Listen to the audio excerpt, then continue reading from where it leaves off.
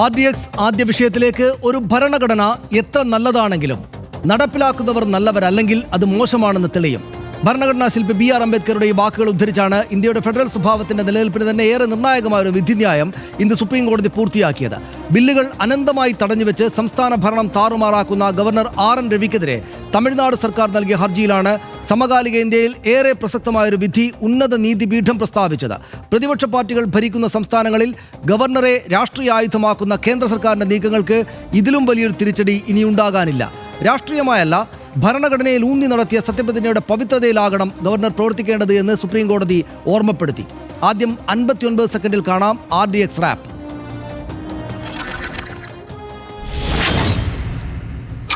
അധികാരം കേന്ദ്രീകൃതമാക്കാൻ ഭരണഘടനയിലെ പഴുതുകളെ സൗകര്യം പോലെ വ്യാഖ്യാനിച്ച് നടത്തുന്ന രാഷ്ട്രീയ നീക്കങ്ങൾക്കുമേൽ സുപ്രീം കോടതിയുടെ ചെക്ക്. പ്രതിപക്ഷം ഭരണത്തിലിരിക്കുന്ന സംസ്ഥാനങ്ങൾക്കുമേൽ നടപ്പാക്കുന്ന ഗവർണർ രാഷ്ട്രീയം ഇനി വേണ്ടെന്ന് സുപ്രീം കോടതി. അനുച്ഛേദം 200 പ്രകാരമുള്ള അധികാര വിനിയോഗ പരിധിയും കോടതി ഓർമ്മിപ്പിച്ചു. ഒരു സുഹൃത്ത് വഴികാട്ടി തത്വചിന്തകൻ എന്നീ നിലകളിലാണ് ഗവർണർ സർക്കാരുമായി ചേർന്ന് ഉത്തരവാദിത്തം നിർവഹിക്കേണ്ടത്. മറിച്ച് സംസ്ഥാന സർക്കാരിന് മാർഗതടസ്സം സൃഷ്ടിക്കാനാകരുത്. സംഘർഷങ്ങളുടെ സമയത്ത് സമവായത്തിന്റെയും പരിഹാരത്തിന്റെയും മുന്നിലുണ്ടാകേണ്ടത് ഗവർണർമാരാണ്. ഉയർന്ന ഭരണഘടനാ പദവിയാണ് വഹിക്കുന്നതെന്ന് മനസ്സിൽ വെച്ചാകണം എല്ലാ പ്രവർത്തനവും. രാഷ്ട്രീയ ലക്ഷ്യങ്ങൾക്കായി സംസ്ഥാന നിയമസഭയെയും സർക്കാരിനെയും ഞെരുക്കരുതെന്നും കോടതിയുടെ ഓർമ്മപ്പെടുത്തൽ. തമിഴ്നാടിന് മാത്രമല്ല, എല്ലാ സംസ്ഥാനങ്ങളുടെയും വിജയമാണിതെന്ന് തമിഴ്നാട് മുഖ്യമന്ത്രി MK സ്റ്റാലിൻ. ഫെഡറൽ സംവിധാനത്തെയും നിയമസഭയുടെ ജനാധിപത്യ അവകാശങ്ങളെയും ഉയർത്തിപ്പിടിക്കുന്ന വിധിയെന്ന് കേരളത്തിന്റെ നിയമ പോരാട്ടങ്ങളെയും ഓർമ്മപ്പെടുത്തി മുഖ്യമന്ത്രി പിണറായി വിജയൻ.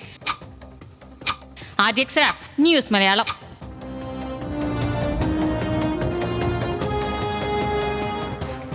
പക്ഷേ അതിപ്രധാനമായിട്ടുള്ള സുപ്രധാനമായിട്ടുള്ളൊരു വിധിയാണ് വന്നിരിക്കുന്നത്. പല പാട് നോക്കിയാൽ, അത് പല ആംഗിളിൽ നോക്കിയാൽ വളരെ സുപ്രധാനമായിട്ടാണ്. നമുക്ക് വളരെ പെട്ടെന്ന് വിശദമായിട്ട് തന്നെ പരിശോധിച്ച് പോകാം. കൂച്ചുവിലങ്ങട്ടത് കോടതി എങ്ങനെയാണ് എന്ന് നമുക്ക് പരിശോധിക്കാം.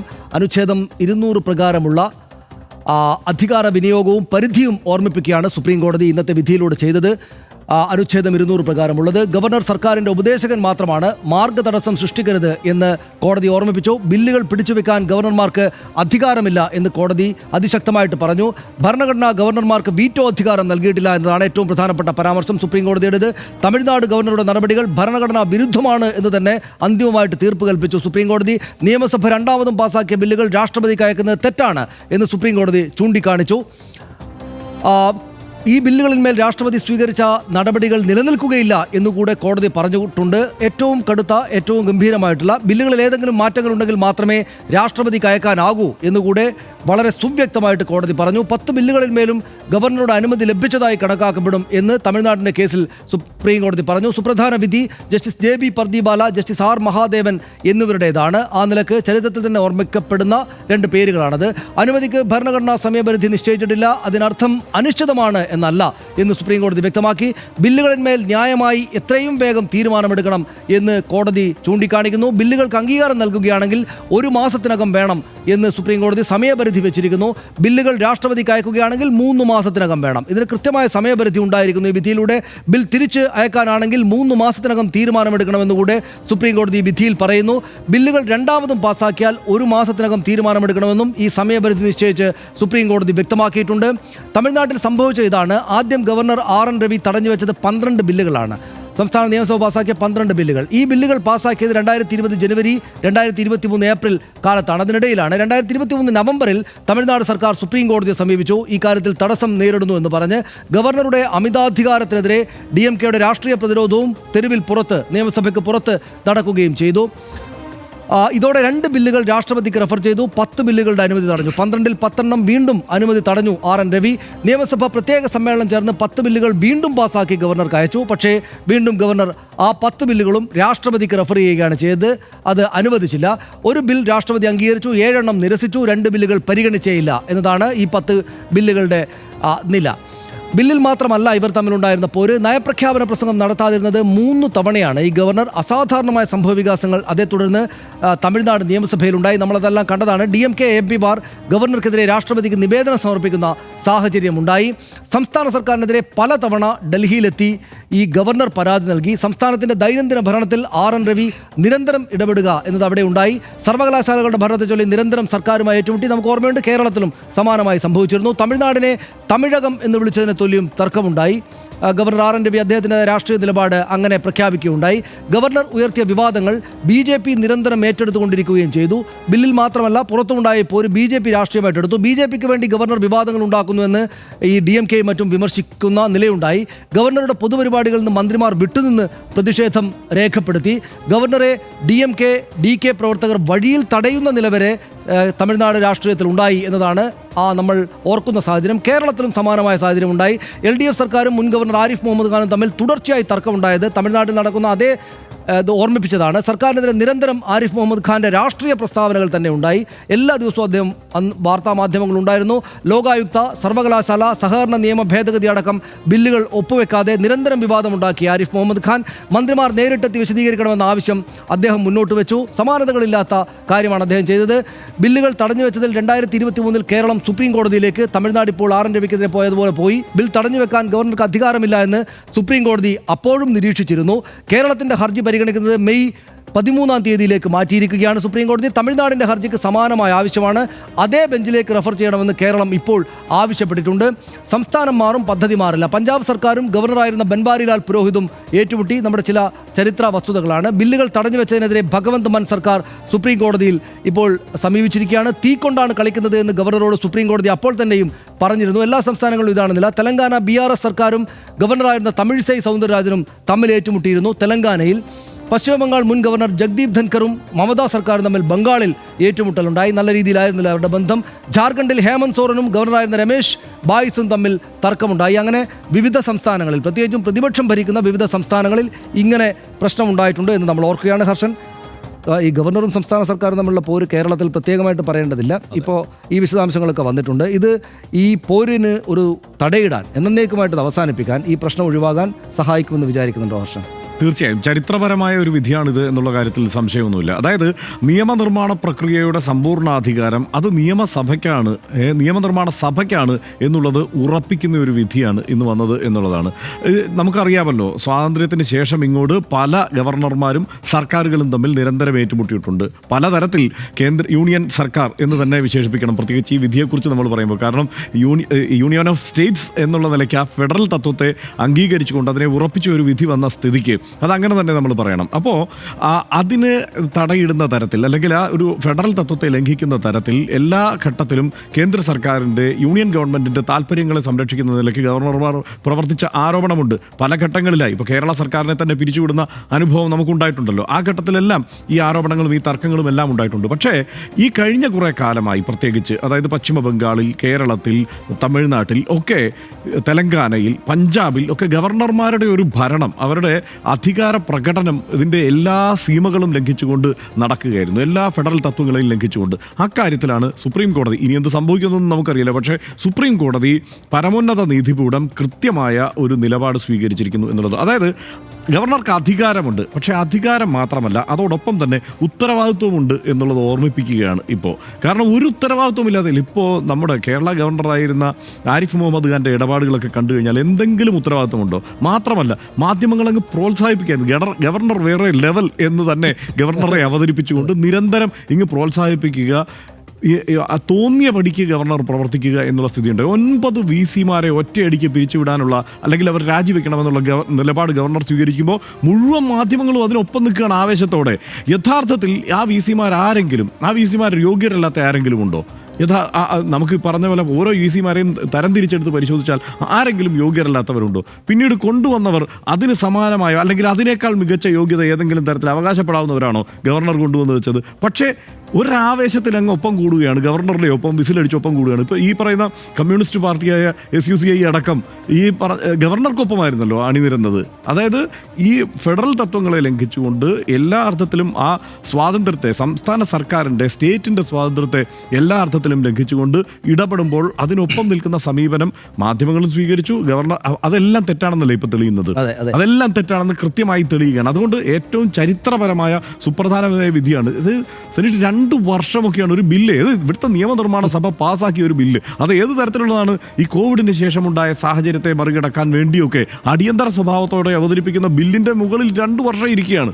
ഇതാണ് ഇവിടെ ഗവർണർ ചെയ്തുകൊണ്ടിരുന്നത്. അപ്പോൾ ആ നിലയ്ക്ക് ഈ ഓരോ കാര്യത്തിൽ ഓരോ സ്റ്റേറ്റുകൾക്കും ഇനി ഓരോ സ്റ്റേറ്റുകൾക്കും ഈ നിലയ്ക്ക് കാര്യങ്ങൾ പറയാനുണ്ട്.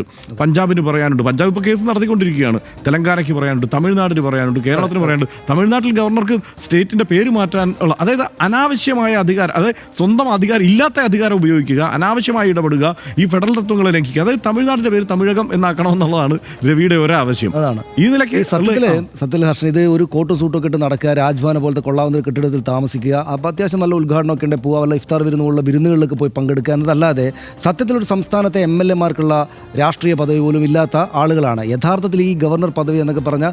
ഒരുപാട് കാലം രാഷ്ട്രീയ പ്രവർത്തനമൊക്കെ നടത്തിയ ആളുകൾക്കോ അല്ലെങ്കിൽ മറ്റ് മേഖലകളിൽ വിരാജിച്ച ആളുകൾക്കോ ഒന്ന് സമാധാനമായിട്ട് കുറച്ച് പോഷായിട്ട് ഒരു അവരുടെ സായാഹ്ന കാലം ചെലവിടാനുള്ള ഒരു സൗകര്യം എന്നല്ലാതെ അങ്ങനെ അവരതിനെ കാണാൻ പാടുള്ളൂ. പക്ഷേ ഇതിപ്പോൾ ഇത് സത്യത്തിൽ ഈ ഗവർണർക്കുള്ള അടി തമിഴ്നാട് ഗവർണർക്ക് മാത്രമുള്ള അടി എന്ന് മാത്രമല്ലോ നമ്മൾ കാണുന്നത്, അല്ലെങ്കിൽ ആരിഫ് മുഹമ്മദ് ഖാൻ അടക്കമുള്ള മറ്റ് ഗവർണർമാർക്ക് മാത്രമുള്ള അടി എന്നല്ലോ കാണുന്നത്. ഇത് കേന്ദ്ര സർക്കാരിനെതിരായിട്ടുള്ള അടിയാണ്. അതായത് സംസ്ഥാനത്ത് 140 MLA-മാരുണ്ടായിരിക്കും, അല്ലെങ്കിൽ അവിടെ തമിഴ്നാട്ടിലാണെങ്കിൽ അവിടുത്തെ MLA-മാരൊക്കെ ചേർന്ന് ഭരണപക്ഷവും പ്രതിപക്ഷവുമായിട്ട് നിന്നിട്ട് നമ്മുടെ നാട്ടിലെ കുട്ടികൾക്ക് പോലും അറിയാവുന്ന നിലക്ക്, അതായത് ഇവിടെ ജനാധിപത്യമാണ്, ഇവിടെ ഭരണപക്ഷവുമായിട്ടും പ്രതിപക്ഷമായിട്ടും നിൽക്കുകയാണ്, ഇതിൽ ഭൂരിപക്ഷം ചേർന്നാണ് നിയമനിർമ്മാണ സഭയിൽ പ്രവർത്തിക്കുന്നത്, ഇവർക്കാണ് ജനങ്ങളാൽ പ്രതിനിധീകരിക്കപ്പെടുന്ന അവരാൽ തെരഞ്ഞെടുക്കപ്പെട്ട മനുഷ്യർക്കാണ് ഇതിൽ എല്ലാത്തിലും അധികാരം ഉള്ളത് എന്നത് കുട്ടികൾക്ക് പോലും സാധാരണഗതിയിൽ രാജ്യത്ത് അറിയാം. കാരണം രാജ്യം 1947 ഓഗസ്റ്റ് 15 തൊട്ട് ഇങ്ങോട്ട് അങ്ങനെയാണല്ലോ നമ്മുടെ ഭരണനിർവഹണം നടത്തപ്പെടുന്നത്. അപ്പോൾ അതിനകത്തേക്ക് മറ്റൊരു സ്ഥലത്ത് ഞാൻ കേന്ദ്ര സർക്കാരിൻ്റെ ആളാണെന്ന് പറഞ്ഞ് വന്നിട്ട് അദ്ദേഹത്തിന് സംസ്ഥാനത്തിൻ്റെ പേര് തന്നെ മാറ്റാനുള്ള അധികാരമുണ്ട്, BC-മാരെ മാറ്റാനുള്ള അധികാരമുണ്ട്, ഇങ്ങനെ എല്ലാ ദിവസവും വന്ന് മാധ്യമങ്ങൾക്ക് മുന്നിൽ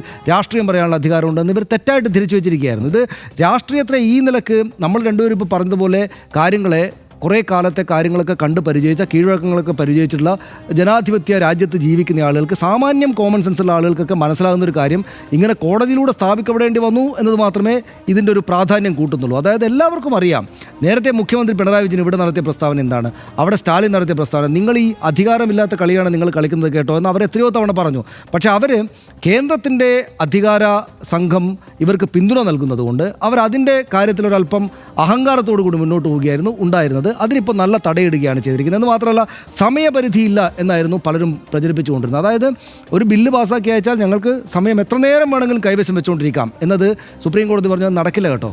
നിങ്ങൾ 1 മാസം അല്ലെങ്കിൽ 3 മാസം അതിന് നിബന്ധന വെച്ചിട്ടുണ്ട്. ഈ കാലത്തിനകത്ത് സംഗതി അങ്ങോട്ട് കൊടുക്കണം. അതായത് ഗവർണറുടെ അധികാരം എന്ന് വെച്ചാൽ ഒരു സിംബോളിക്കായിട്ടുള്ള അധികാരം, സത്യത്തിൽ അധികാരമേ ഇല്ല അവർക്ക്. ഞാൻ നേരത്തെ പറഞ്ഞ കോട്ടിട്ട് അങ്ങോട്ടും ഇങ്ങോട്ടും നടക്കുക, വല്ല ഉദ്ഘാടനത്തിന് പോവുക, വല്ല ഭക്ഷണം കഴിക്കുന്ന വിരുന്നുകളിൽ പങ്കെടുക്കുക, രാജ്ഭവനിൽ നല്ല വിശാലമായിട്ട് താമസിക്കുക എന്നല്ലാതെ അവർക്ക് അധികാരമേ ഇല്ല. അധികാരം എന്ന അർത്ഥത്തിൽ അവർക്ക് അധികാരമേ ഇല്ല. അവർക്കുള്ളത് സിംബോളിക്കായിട്ടുള്ള അധികാരമാണ്. അതുകൊണ്ട് അവരോട് അഡ്ജസ്റ്റ് ചെയ്ത് ഈ നിയമസഭയുടെയും മന്ത്രിസഭയുടെയും ഉപദേശം അനുസരിച്ച് ആ കാര്യങ്ങൾ നടപ്പാക്കുക എന്നതല്ലാതെ ഞാനാണ് ഇതിൻ്റെ എല്ലാം അധികാരി, ഞാൻ ഈ MLA-മാരേക്കാൾ വലിയ ആളാണ് അല്ലെങ്കിൽ മുഖ്യമന്ത്രിയേക്കാൾ വലിയ ആളാണെന്ന് ഗവർണർമാർ വിചാരിക്കുന്നുണ്ടെങ്കിൽ അവർ യഥാർത്ഥത്തിൽ ആ 140 അല്ലെങ്കിൽ ഒരു നിയമസഭയിലെ അംഗങ്ങളിൽ, സഭാംഗങ്ങളിൽ, MLA-മാരിൽ ഏറ്റവും പ്രായം കുറഞ്ഞ, ഏറ്റവും എക്സ്പീരിയൻസ് കുറഞ്ഞ അംഗത്തേക്കാൾ കുറഞ്ഞ അധികാരം മാത്രമേ ഉള്ളൂ ഗവർണർക്കുള്ളൂ എന്ന് അദ്ദേഹവും അദ്ദേഹത്തിൻ്റെ ഓഫീസിലിരിക്കുന്ന ആളുകൾ മനസ്സിലാക്കിയാൽ നല്ലതാണ്. പ്രശ്നം എന്താണെന്ന് വെച്ചാൽ ഈ ബെൻസ് കാറും ഈ അശോക സ്തംഭവും എല്ലാം കൂടെ കാണുമ്പോൾ ആളുകൾക്ക് ഇതെന്തോ വലിയ അധികാരമുള്ള, സംസ്ഥാനത്തെ ഏറ്റവും ഉന്നതനായ, ഏറ്റവും അധികാരമുള്ള ഒരു വ്യക്തിയായി ആളുകൾ തെറ്റിദ്ധരിക്കുന്നുണ്ട് എന്നുള്ളതാണ്. മാത്രമല്ല ഇപ്പോൾ സ്റ്റാലിൻ അന്ന് പറഞ്ഞത് വളരെ കൃത്യമാണ്. അതായത് രാഷ്ട്രീയ എതിരാളിയായി മാറുന്നു. ഗവർണർ രാഷ്ട്രീയ എതിരാളിയായി പ്രവർത്തിക്കുകയാണ്.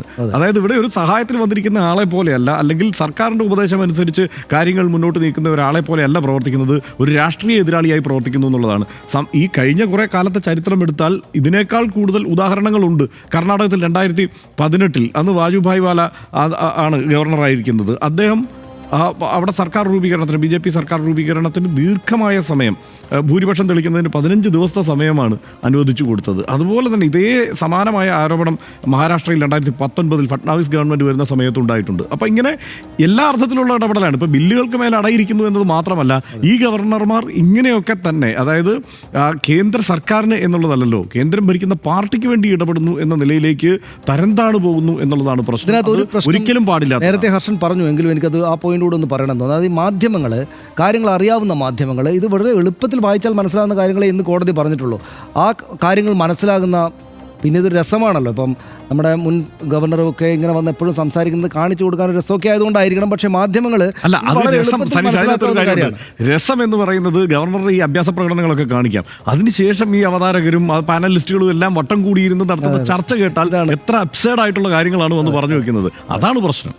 അതാണ് ഇന്ത്യൻ കോഓപ്പറേറ്റീവ് ഫെഡറലിസത്തിന്റെ സൗന്ദര്യം. ഭരണത്തിന്റെ വിവിധ അടരുകളിൽ വ്യക്തമായി നിർവചിക്കപ്പെട്ട അധികാരത്തിന്റെ വിതരണമാണ്. സ്വന്തം അധികാര പരിധിയെ പറ്റിയുള്ള ബോധ്യം, അതിന്റെ അതിരുകൾ ഏത് എന്ന നിയന്ത്രണം, പരസ്പര സഹകരണ ബഹുമാനങ്ങളോടെ സ്വയം ഭരണം, ഇവയൊക്കെയാണ് സ്വാതന്ത്ര്യലബ്ധിക്ക് ശേഷം വ്യത്യസ്തതകളുടെ ഒത്തൊരുമയായി ഈ രാജ്യത്തിന് ഐക്യം നിലനിർത്താൻ നമ്മുടെ ഭരണഘടനാ അസംബ്ലി ഉണ്ടാക്കിയ സംവിധാനമാണത്.